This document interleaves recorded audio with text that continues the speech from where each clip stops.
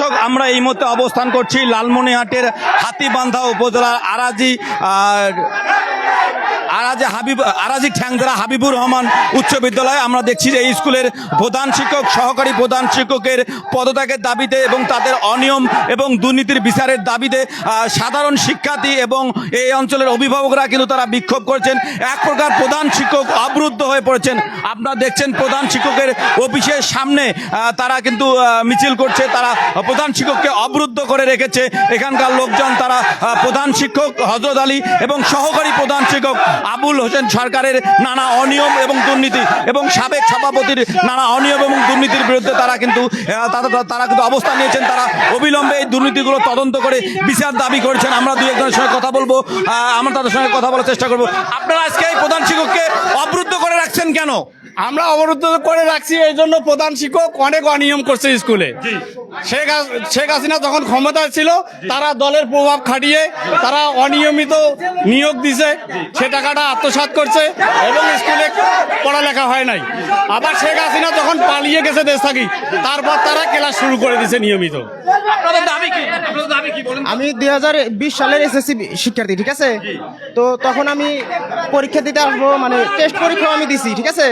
Test পরীক্ষা দিছি, form fill up করার জন্য আমি গরিব মানুষ, আমি মাঠে হাল চাষ করে তারপর টাকা পয়সা রোজগার করে তারপর আমি আসি।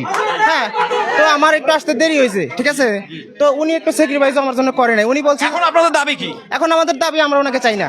উনি আর এত উনি দুর্নীতি করতেছে, এসব করতেছে, আমাদের সব প্রিয় দর্শক, আপনাদেরকে জানিয়ে রাখি যে এই বিদ্যালয়ের প্রধান শিক্ষক, সহকারী প্রধান শিক্ষকের নানা অনিয়ম এবং দুর্নীতি, পাশাপাশি এই ঘটনায় তারা অভিযোগ করছেন এই ব্যবস্থাপনা কমিটির যে সাবেক সভাপতি রয়েছেন, সানিয়াজান ইউনিয়ন আওয়ামী লীগের সভাপতি, তার বিরুদ্ধেও কিন্তু তাদের অভিযোগ, তারা নানা অনিয়ম দুর্নীতির কারণে আমরা দেখছি যে প্রধান শিক্ষকের অফিসের সামনে তাদেরকে তারা অবরুদ্ধ করে। এক প্রকার প্রধান শিক্ষক কিন্তু অবরুদ্ধ হয়ে পড়েছেন।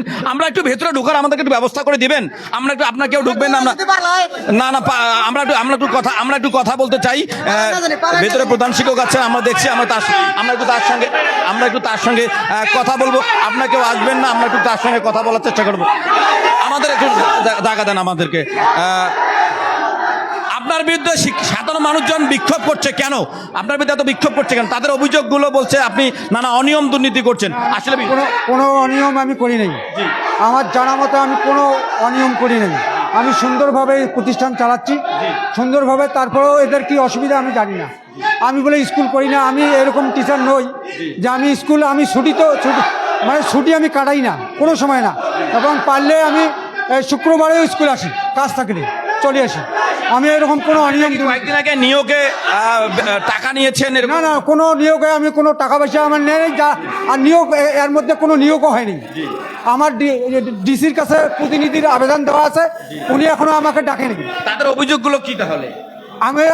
আমি অবশ্য টিউনের অফিসে নাকি ওরা অভিযোগ দিছে। তো অভিযোগ দেওয়ার পর আবার মানববন্ধন, এটা আমি জানি না। অভিযোগের তদন্ত আসবে, তদন্ত যা হবে হবে। প্রিয় দর্শক, এখানে প্রধান শিক্ষক কিন্তু এই অভিযোগগুলো পুরো অস্বীকার করেছেন।